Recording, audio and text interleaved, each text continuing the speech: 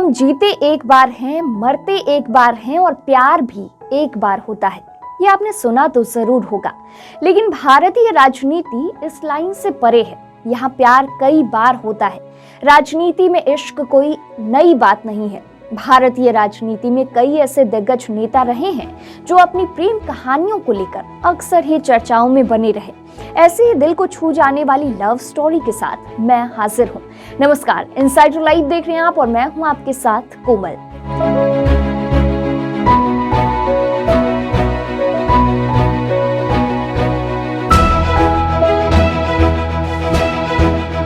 पहली love story Priyanka Gandhi और Robert Vadra की। प्रियंका गांधी रॉबर्ट वाड्रा से पहली बार 13 साल की उम्र में मिली थी। रॉबर्ट को प्रियंका की सादगी ने बेहद आकर्षित किया था। धीरे धीरे दोनों की बातचीत शुरू हो गई और यही वो समय था जब प्रियंका की दिलचस्पी भी रॉबर्ट में बढ़ने लगी। दोनों के रिश्ते मजबूत हो गए और ये एहसास दोस्ती के बाद कब प्यार में बदल गया, दोनों को पता ही नहीं चला।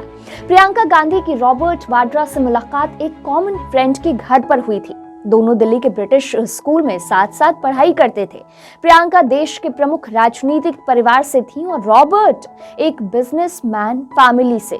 रॉबर्ट नहीं चाहते थे कि उनके और प्रियंका के प्यार की खबरें सार्वजनिक हो। उन्हें लगता था कि लोग उनके रिश्ते को ठीक से समझ नहीं पाए तो ये बात गलत तरीके से फैलने लगेगी। प्रियंका रॉबर्ट के साथ अपना आगे का जीवन देख रही थी, लिहाजा उन्होंने परिवार को भी इस बात की जानकारी दी। पहले गांधी परिवार राजी नहीं था, फिर बाद में फिल्मी स्टाइल में प्रियंका ने अपने परिवार को रॉबर्ट के लिए राजी किया। रॉबर्ट के पिता भी इस रिश्ते से खुश नहीं थे, लेकिन बाद में वे भी मान गए। इसके बाद फरवरी 1997 में दोनों ने शादी कर ली। अब दोनों एक बेटी और एक बेटे के माता पिता हैं। कहते हैं प्यार, इश्क और मोहब्बत जब होता है, जिसको होता है उसकी पूरी की पूरी दुनिया बदल देता है। हम सभी को कभी ना कभी किसी ना किसी से प्यार होता ही है। शायद कोई कितना ही अमीर हो या कितना ही गरीब, प्यार सभी को एक जैसा होता है। और शायद यही वो चीज है जिसको दौलत के तराजू में नहीं तौला जा सकता। इसलिए प्यार सभी के हिस्से में बराबर आता है। तो कहने का मतलब यही है कि प्यार और लव को लेकर सभी के एहसास एक जैसे होते हैं। अब बिहार के पूर्व उप मुख्यमंत्री सुशील मोदी को ही देख लीजिए। मोदी का प्यार किसी से छिपा नहीं। पहली बार उन्होंने जेसी जॉर्ज को चलती ट्रेन में देखा था। देखते ही देखते दोनों को एक दूसरे से प्यार हो गया।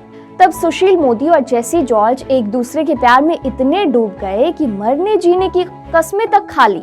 हालांकि दोनों के लिए ये इतना आसान नहीं था, क्योंकि सुशील मोदी हिंदू थे तो वहीं जेसी जॉर्ज क्रिश्चियन थी। दूसरी तरफ सुशील मोदी एबीवीपी के सदस्य थे और वहीं जेसी को राजनीति बिल्कुल भी पसंद नहीं थी। इन सब के बावजूद दोनों की प्यार की ट्रेन पटरी पर थी। सुशील मोदी और जेसी जॉर्ज ने शादी करने की सोची, लेकिन जब ये बात उनके गांव वालों को पता चली तो वे लोग काफी नाराज हो गए। सुशील मोदी के घर वाले ने गांव वालों को समझाने की कोशिश की। आखिरकार गांव वाले माने और सुशील मोदी और जेसी जॉर्ज के प्यार को अपनाने के लिए तैयार हो गए। इस तरह साल 1987 में सुशील मोदी और जेसी जॉर्ज की शादी हो गई। इस शादी में अटल बिहारी वाजपेयी भी शामिल हुए थे। शादी के तकरीबन 3 साल बाद साल 1990 के बिहार विधानसभा चुनाव में सुशील मोदी चुनाव जीतकर पहली बार विधानसभा पहुंचे। भारतीय जनता पार्टी के दिग्गज नेता शहनवाज हुसैन और रेनू की लव स्टोरी भी काफी इंटरेस्टिंग है।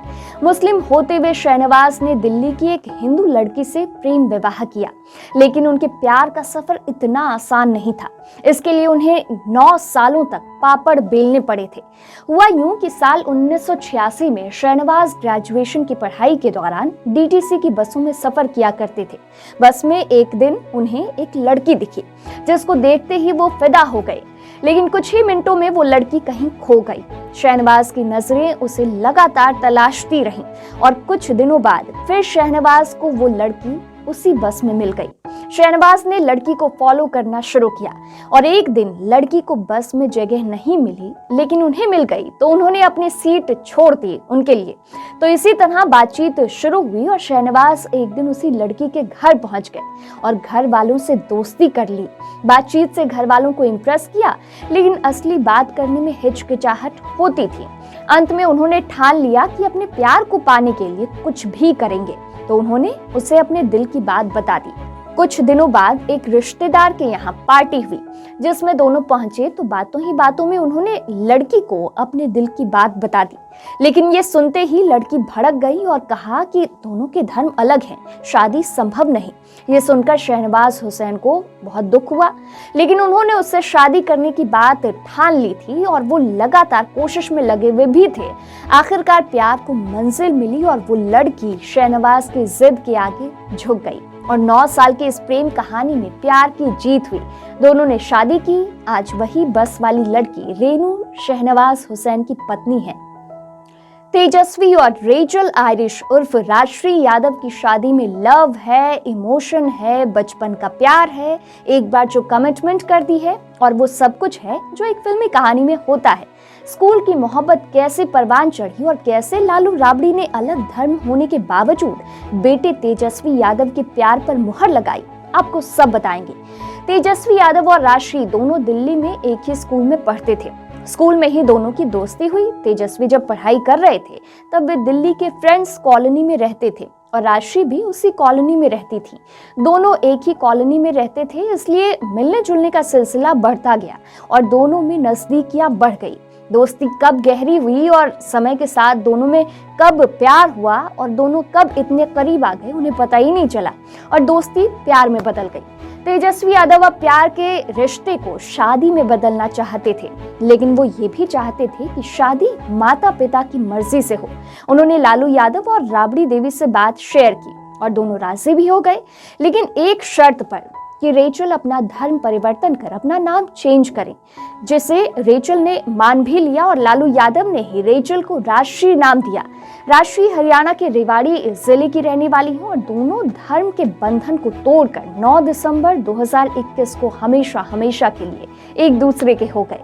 बिहार के बाहुबली नेता पप्पू यादव और रंजीता रंजन की लव स्टोरी भी किसी फिल्मी कहानी से कम नहीं है। एक मर्डर के मामले में जब पप्पू यादव जेल में सजा काट रहे थे तभी उन्हें रंजीता से प्यार हो गया था। उन्हें अपनी प्रेमिका रंजीता को मनाने के लिए काफी पापड़ बेलने पड़े।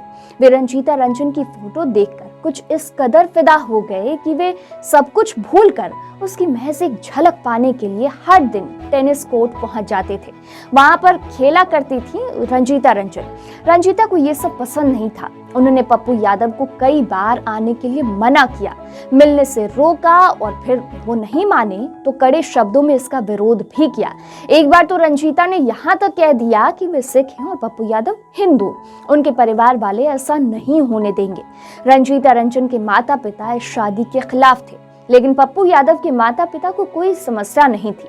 जब रंजीता के परिजनों की ओर से शादी की मंजूरी नहीं मिली तो पप्पू यादव रंजीता के बहन बहनोई को मनाने के लिए चंडीगढ़ पहुंच गए, लेकिन यहाँ भी पप्पू यादव की नहीं चली।